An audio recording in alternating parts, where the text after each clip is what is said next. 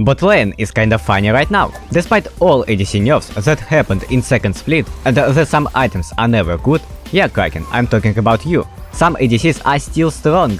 Nila, Kog'Maw, Misfortune, Sivir, etc. Most of them are using either lethality items or Essence River. However, other ADCs who cannot use them are suffering. Items are just weaker than they were before, and gold is not influencing the game hard enough because of it. Therefore, class who doesn't need that much gold and can be useful no matter what is once again very powerful. Yeah, mages are OP in bot lane. This is not a blind statement. If we look at analytics, we can see that mages are better than most ADCs in any patch.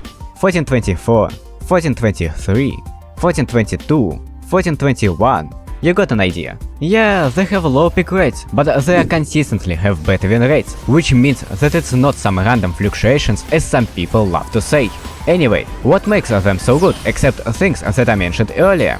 First of all, mages are better blinds. As bot laner, you usually have to pick your champion pretty early in the draft phase, so your solo laners and the support can get counter picks. You need to pick something that will be good in most compositions, I will talk a bit later about it, that won't have insanely bad matchups, and preferably that this champion can be flexed on other roles. You need to pick something versatile, and mages are the best at it. If you pick mage, enemy will think that it's either middle laner or support.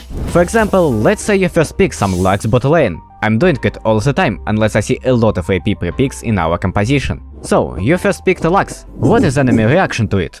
Lux should go either mid lane or support.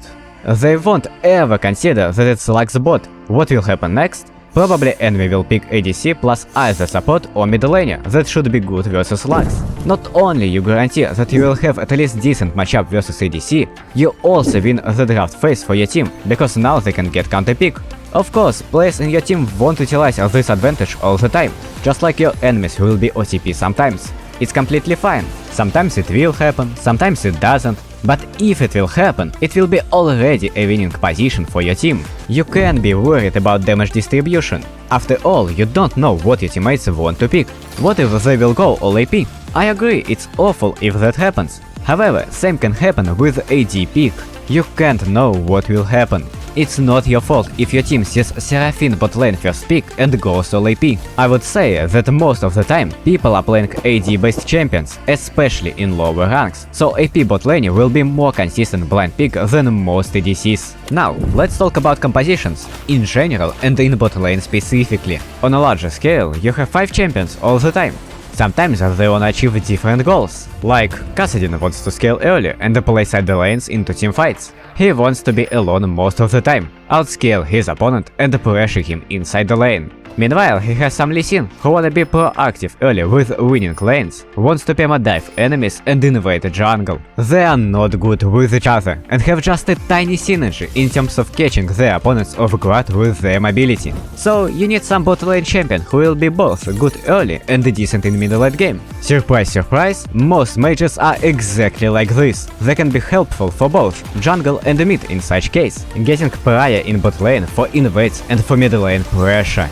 Of course, it's a lot deeper than that, so I recommend watching my compositions guide or watch other video that I will link in the description below. If we talk about bot lane specifically, mages are also insane. All of them have some sort of poke, which is by far the best thing to have in bot lane. Your kill angles are much more accessible with second player in your lane. Not only that, most ADCs are suffering versus poke champions that can pressure in early game. Just look at Caitlyn, who is always frustrating to play against, especially in bad support matchup. The only things you can do versus poke in bot lane is either pick hard engage with Aurea CC that can instantly go in and fight before you will get poked out, or also poke to neutralize the lane. Other options are just not good versus poke. Some catchy aggressive lane will have a hard time going in on 50% HP. Some scale bot lane will also suffer because they cannot safely farm minions. After all, it's good to pick mages in bot lane if you look at it from any angle. They are offering insane power not only for you, but for your matchup and for your team in general. The last but not least is that mages are simply powerful right now. They have good cheap items with good passives. They have options for all situations. Rod of Ages if you need to be tanky,